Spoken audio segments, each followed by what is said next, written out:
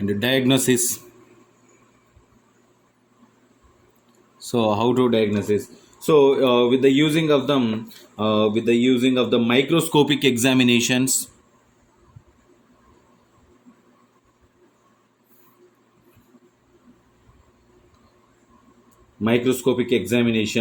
and the next one, uh, identified by the gross examinations.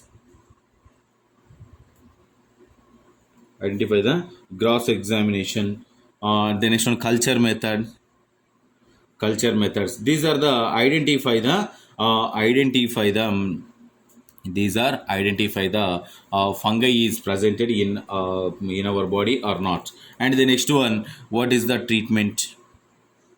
So treatment, it is we are using the antibacterial drugs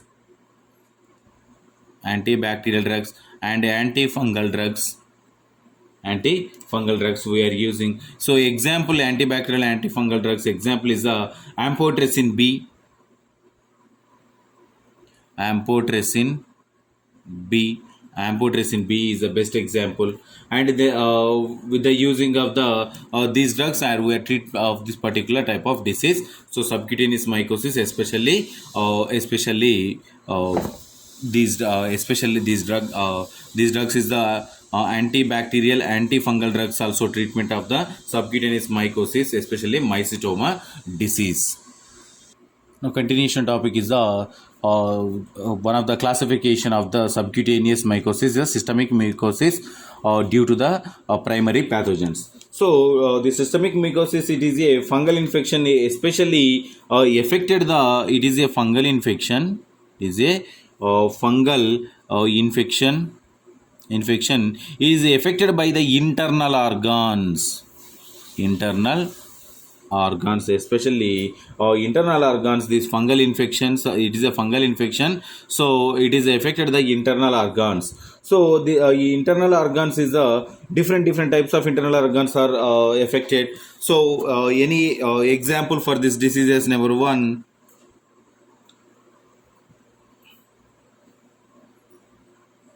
cryptococcosis. Cryptococcosis. So the cryptococcosis is this is a example for the systemic mycosis due to the primary pathogens. So it is a pulmonary disease. The fungal infection occurs in the pulmonary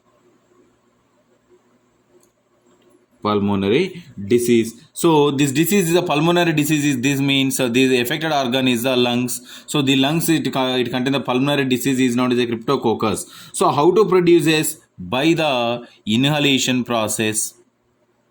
Through the inhalation process, the lungs are suffered with the pulmonary diseases. So the infections occurs with the especially inhalation through this particular cryptococcus. So the inhalation is the inhalation of the contaminated soil. The contaminated soil is inhalated, entering into the lungs. It formation the pulmonary disease is known as a cryptococcus. So here what is the risk factors for the cryptococcus? So risk factors means patient already suffered with the AIDS,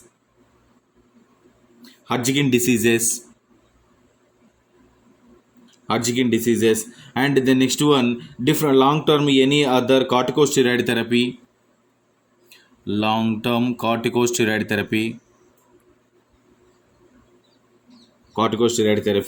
So these any other solid organ transplantation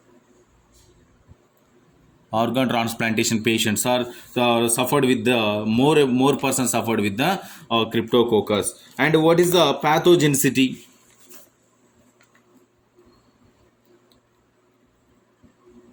What is the pathogenicity of the systemic mucosis. So the pathogenicity, it is a cryptococcus is acquired by the inhalation, affects especially affects the lungs. And the next one, it is a larger focal, and the it is a brain affected the brain, lungs also.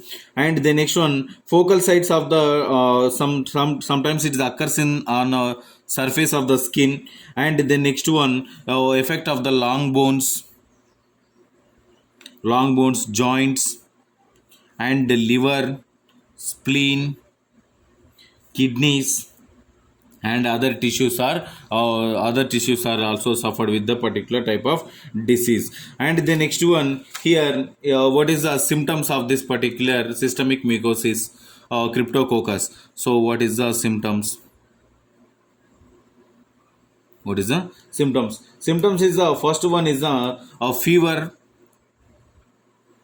First one is a fever and a headache, blurred vision,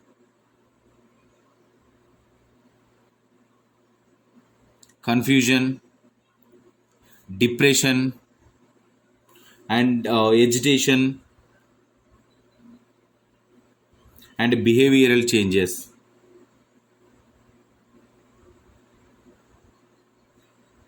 These all are the identified in their in their symptoms, especially particular type of disease, the cryptococcus disease.